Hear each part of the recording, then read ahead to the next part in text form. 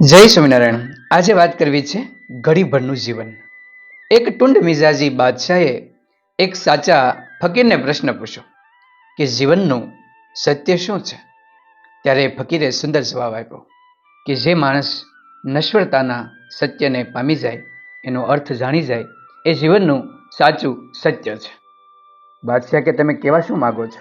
ત્યારે ફકીરે કહ્યું કે આ જે સુખ, સાહેબી, ધન, સંપત્તિ એ બધું જ છે, પરંતુ ઘણા એની જ અંદર આનંદ માની લે છે અને એ જ પ્રમાણે પોતાનું જીવન જીવે છે. તો બાદશાહે કીધું સાચી વાત છે, હું પણ બાદશાહ છું, મારી પાસે અઢળક સંપત્તિ છે, રાજ પાટ, સોનું ચાંદી, રૂપિયા, સિક્કા, આટલો વૈભવ મારી પાસે છે, તો દુનિયાનો શ્રેષ્ઠ અને સુખી માણસ હું છું. ત્યારે ફકીરે કહ્યું કે તમે છે ને દુનિયાના શ્રેષ્ઠ સુખી નથી, તમે પણ દુઃખી છો. આ મળેલી દરેક સંપત્તિ તમારી સાથે નથી રહેવાની. ભલે આજ તમને લાગે છે કે મારું છે, પરંતુ તમારું નથી. એ સંપત્તિ, એ સુખ, વૈભવ એ પણ નાશવંત છે. એક સમય એવો આવશે કે તમારી પાસે કશું નહીં હોય, તમે પણ ખાલી હાથે છો.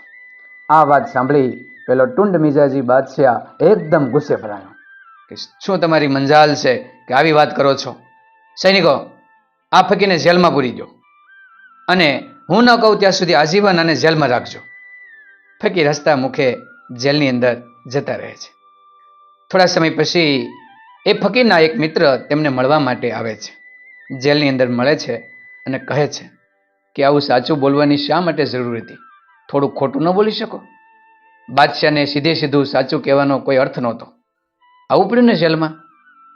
ત્યારે એ ફકીરે કહ્યું કે જેમને ઈશ્વરના સત્યના દર્શન થતા હોય છે ને, એ ક્યારેય અસત્ય ખોટું બોલી જ શકતા નથી. મારે ઘણું અસત્ય બોલવું છે, પરંતુ બોલાતું જ નથી. જેવો બોલવા જાઉં છું તો સત્ય જ બોલાય છે, અસત્ય બોલાતું જ નથી. પેલા મિત્રને નવાઈ લાગી અને કહેવા લાગ્યા કે તમે ખરેખર સાચું બોલ્યા, પરંતુ બાદશાહને તો એ દુઃખ લાગ્યું અને તમે જેલમાં પુરાયા. તમને પણ સજા તો મળી ને? ત્યારે એમને કીધું કે આ સજા પણ ક્ષણભરની છે, થોડા દિવસની છે. એ વાત જ્યારે ઓલા બાદશાહને મળી ત્યારે કીધું કે થોડા દિવસની નથી હો, તમારી જે સજા છે એ આજીવન છે. ત્યારે એ ફકીરે કીધું કે ભાઈ આ જીવન પણ થોડા દિવસનું જ છે, ક્યારે પણ પૂર્ણ થઈ જાય એનો ખબર રહેતી નથી. આથી હું એ સજા પણ થોડા દિવસની માનું છું. કાલે શું થવાનું છે એ મને ખબર નથી, એટલા માટે મને આ જેલમાં રહેવું કે સજા ભોગવવી મને જરા પણ દુઃખ નથી. બસ અહીં પણ ભગવાનનું નામ લઉં છું અને કાર્ય કરું છું. આટલી વાત સાંભળી એ બાદશાહને એ સંત એ ફકીરની વાત બરાબર સમજાઈ ગઈ અને તેમને પણ વિચાર્યું કે એક દિવસ આ શરીર જરૂર પડી જશે. આટલું બધું ધન સંપત્તિ વૈભવ મારા હાથમાં કશું નથી રહેવાનું, માત્ર સારા કરેલા કર્મો મારી સાથે રહેવાના છે. અને હું શું કરું છું? આવું સાચું કહેનાર ફકીરને મેં જેલમાં પૂર્યા છે, તો આ તો ખોટા કર્મોની હું પોટકું બાંધી રહ્યો છું. તેમણે પેલા ફકીરને જેલમાંથી મુક્ત કર્યા અને સારા કર્મ કરવાની શરૂઆત કરી.